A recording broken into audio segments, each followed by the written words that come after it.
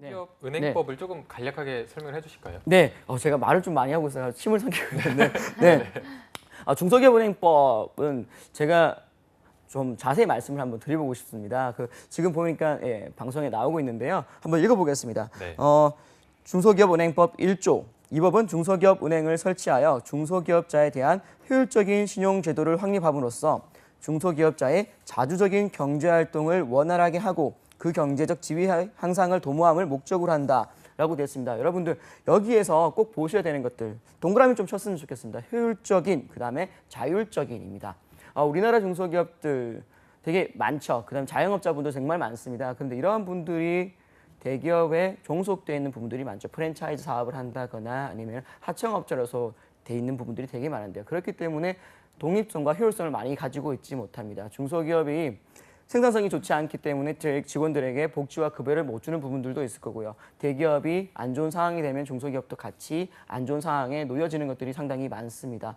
그래서 단순하게 일반 은행들은 그냥 자금을 주고 체크할 수 있지만 중소기업은행은 중소기업들이 조금 더 독립적이고 효율적으로 업무를 생산할 수 있도록 노력하는 것들을 해야 된다는 것들을 중소기업은행법에서 통해서 이야기를 하고 있고요. 이런 부분들을 포커싱해서 본인의 자소서, 지원 동기 이야기할 수 있는 부분도 분명히 있습니다. 여러분들 어릴 때 학교에서 봤던 문방구, 이발소 여러 가지 그러한 가게들이 지금은 되게 많이 사라졌거든요.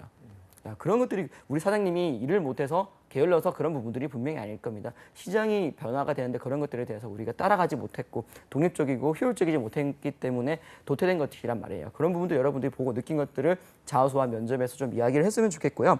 그다음에 다른 부분들을 조금 더 보면요. 32조의 중소기업은행의 임원은 형법이나 그 밖의 법률에 따른 법칙을 적용할 때는 공무원으로 본다고 되어 있습니다. 그만큼 다른 은행보다는 조금 더 도덕적인 부분에서의 중요성이 되게 있겠죠. 그 다음에 또 말씀을 드리면요. 33조의 3. 중소기업은행은 중소기업에 대한 조사, 연구와 기업 지도 업무를 수행한다라고 되어 있습니다. 즉 단순하게 예대 마진을 통해서 우리가 수익을 얻는 것들이 아니라 중소기업들이 독립적이고 효율적으로 업무를 할 수 있도록 우리는 조사를 하고 그리고 연구를 통해 중소기업들을 컨설팅한다는 부분이 있습니다.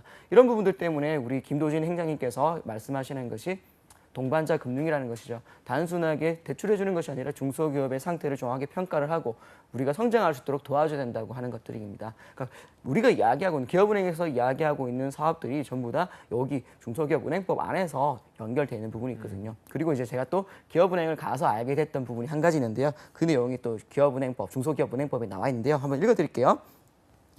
중소기업은행은 중소기업 금융채권을 발행할 수 있다. 그리고 이제 36조 5에 중소기업 금융채권은 그 원리금 상환에 대하여 정부가 보증할 수 있다라고 되어 있습니다.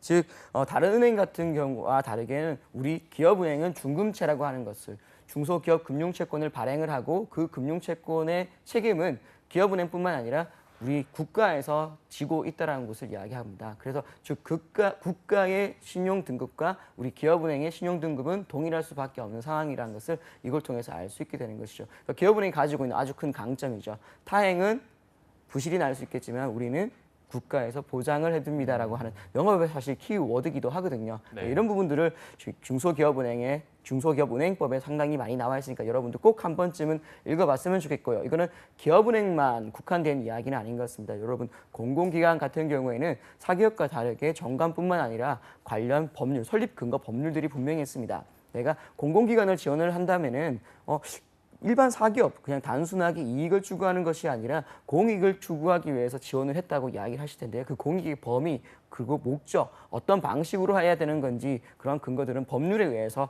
정리가 되어 있으니까요. 꼭 한 번쯤 읽어보시고 본인과 연결고리를 조금 만들었으면 좋겠습니다. 네. 네. 신년사나 창립 기념사 그리고